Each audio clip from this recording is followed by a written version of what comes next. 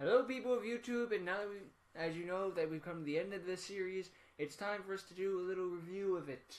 So, as you know, we have to go over story, characters, the look of everything, and how the duels work out. You don't know how this goes down, and you're probably sick of it. Oh well. As for characters, I would like to introduce that this is the first time I've ever written down the characters' names and any of that stuff, and that's because I could barely remember half the names. So, if you want to take that little note for what it's worth, you could probably get a general idea of what I think about this series so far. And if you don't want to continue, you don't have to. But if you want to keep going, please feel free. Okay, let's start with the characters. We got the main character, Zack, the side character / rival, Stefan, a throwaway character in Thug, and I only mentioned him because he shows up every 5 minutes, it felt like, for the longest time. Caleb, who is questionable, gay or not gay, I don't care either way, and John, the main villain. A very short cast of characters, but whatever, gets the job done. How is it that there's only 5 characters and I couldn't remember any of their names? Well, I can remember Stefan's name, but that's because Stefan has the most personality. Oh well. Now let's go over character or throwaway by not. Let's start with the Thug. He's a throwaway character who I only mentioned because he showed up for like 3 episodes in a row. And even then, he showed up as another character, even though he had just died as the Thug. Oops. So, yeah. Not needed to be mentioned, but he showed up so often that I just felt like he, at this point, deserved a mention. Caleb. He's there so we can make gay jokes. Oh joy, oh joy. I mean, I know he's supposed to have an arc of just like how he was controlled by John and all that stuff to do evil things because John helped him and all that jazz, but really, I don't give a rat's ass. It's just, it's not that this idea is bad. It really isn't. A bad guy gives you a little deal sort of things, and it's an offer you can't refuse, and now you owe him, so you join his evil organization. It's very basic. It usually gets the job done. It felt a little weird here. Maybe because they were just so heavy with the gay innuendos that it just stopped becoming like this isn't even a tragic character. This is just something pathetic. Ugh. Oh well. We have the main villain in John, who, I don't know. It's not that he's bad or any of that stuff. It just feels like the guy who's playing John is not interested in the slightest. Like, he's not, like, he might technically be trying to do an evil voice, but it just feels kind of throwaway. Just like, he's just doing a generic, like, I'm just emo phase sort of voice. Like, ooh, I'm so mysterious and edgy, but just like, no, I'm sorry. I don't find this threatening, not even the slightest. Like, you could say what you want about the movie series and how they are not threatening, or Maverick from Excalibur and how they are not really all that threatening, but still, at least the movie series had plots to help use that to their advantage. And the Excalibur series, well, given what we know about Maverick's history, it's kind of forgivable at that point. I don't know. At least Maverick felt like he was kind of trying. I don't know. I prefer Maverick over John, personally. Not to mention, let's just go over the name here. We have evil villain named John. John is not threatening to me. John's the name of a guy who takes out my trash or a guy who delivers me my mail. He is not the guy who's trying to create an evil organization to, like, take over the world and stuff. And I know what his actual organization is, but bite me. He's the bad guy. Let's face facts here. So, yeah.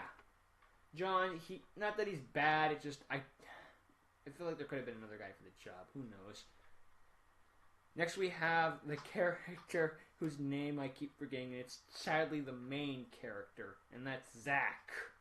Yeah, I kept forgetting this guy's name and getting him confused with my favorite character out of the bunch, but given if you have process of elimination, you know who that is. But Zack is just so bland and generic and just... I know what they're going for. It's almost like a Yu Masukumo sort of thing, which is like, he sucks, and now he's good. Except it doesn't really feel like there's a process of him slowly getting better at the game. It just feels like he sucked and then he became good. It almost feels a bit like the level of Yusaku levels, or just like he lost every time and now all of a sudden he's just suddenly good at the game again. It's just like, I don't know. It just feels a little out of nowhere. It doesn't even feel like an arc. It just, I'm the good guy, so therefore I do good things. And I'm not saying that I'm not guilty of that myself, but I don't know. It just feels like he doesn't go through any sort of arc except for with his rival and Stefan. So just like, ugh, I don't know. I mean, he gets the frickin' character plot twist at the last minute to find out John is actually his brother. Okay, that just feels like a last minute twist added on for no goddamn reason. I don't know. It just felt flat to me. And then we have finally the main rival and my personal favorite character of it, whose name I always remembered, Stefan. Because this guy is just oozing personality. Like, this guy wants to be here. I'm not saying that no one else wants to be here. I'm sure everyone else, I don't think anyone would show up for the job that didn't want to be here. But this guy is just having fun with this role. Like, he knows he's an arrogant shithead. And he's proud of it. You go back to episode 1 where he's a kid for some reason who doesn't understand the concept of shirts.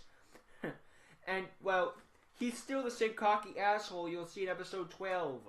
I mean, you could say, well, it's not really a character arc. I don't care. He has character, and I'd rather see a guy... In this case, I'd rather see a guy keep the same cocky attitude he's had since episode 1 than slowly become blander over time. And I know he could technically say he's a rival, so he feels bad after the whole Zack saves him, and then he doesn't like show any appreciation for considering everything, considering he gets a deck from Jake to get tempted into the dark side and then gets Slifer, but just like, ugh. I don't know, it's just like, that's generic, but he's still a shithead throughout all of it, so, it's just him staying true to his character. I don't really mind that. So, yeah, the main story of Chronicles seems to be that John's trying to create an evil organization to take over the world and find his brother Zack, who, because they were separated at birth in a hospital thing. Oh boy, I can really remember already. That's how forgettable the plot is. More forgettable than most of the movie series. How is that possible? Anyway, I don't know. John even gives Slifer the Sky Dragon to Stefan, and it doesn't really go much of anywhere from that. Like, all we get out of it is Zack destroying Slifer and then getting destroyed by Stefan entirely. Like, Slifer being given to Stefan could have completely been written out of the script, and it could have been any card, and you would not have noticed that much of a difference, except the fact that one's a god card. But, you know, it doesn't feel like there's any big impact by it being a god card. Zack doesn't even, like, get sent into death because he got attacked by a fucking god or any of that jazz. It's just, oh, I got attacked by a god card. Meh. I will now kill it with a Tragodia. So, I don't know. There's so many parts of this where I just look at this and I'm just like, I know I'm being harsh on this series. I really do understand that. And if you really do like this series, that's okay. I don't feel like, I don't mean any offense to you in any sense of the word. It's just, there's parts of this where it's just like, this is not needed. Well, okay, so the story doesn't grab me. How does everything look in terms of the duels and all that jazz?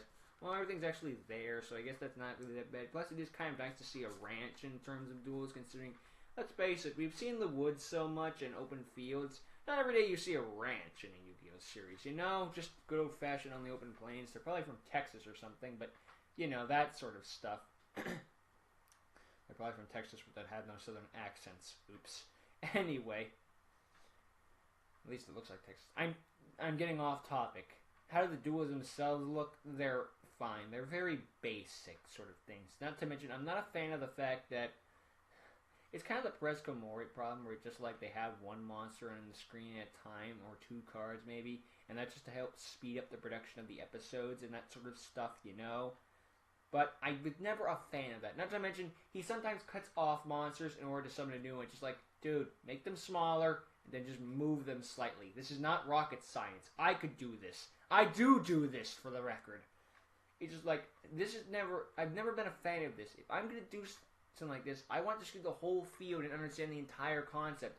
I just don't want it to, I don't freaking know.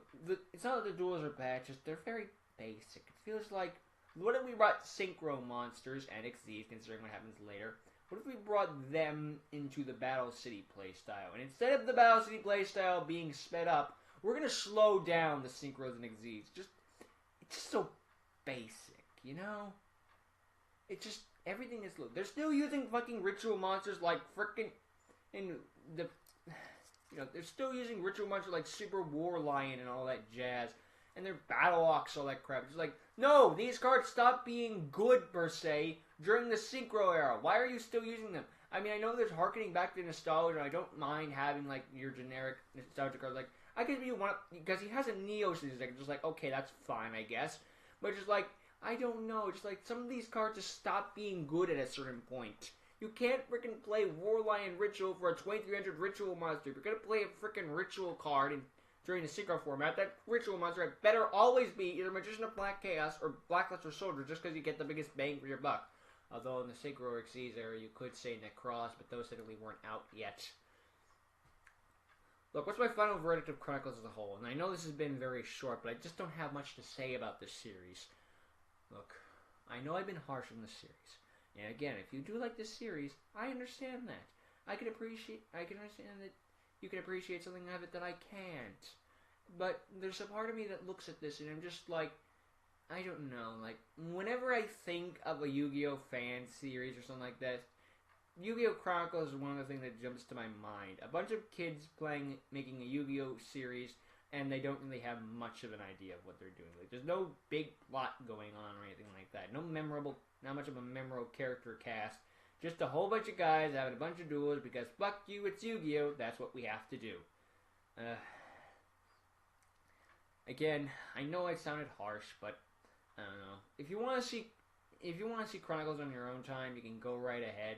There's nothing wrong with it. So just like if you want to see the dictionary definition of a Yu-Gi-Oh! Fan series, you can check this out if you're just that curious. But honestly, we have better things now. Like we have the movie series, we have De-Evolution, we have X Stevens. There are so many better options than this. And you could say X Stevens has the same problems in terms of plot. I say, yes, but he makes up for it with the duels. And you could say that special effects are not everything. Okay, sometimes a good story is also good for it. That's fine too. But hey, at least he has one thing in his favor that Chronicles cannot really say it has. Now can it? I know that, again, I'm coming off rather harsh. I understand that. Chronicles is just not for me. Although I will give it credit for one thing.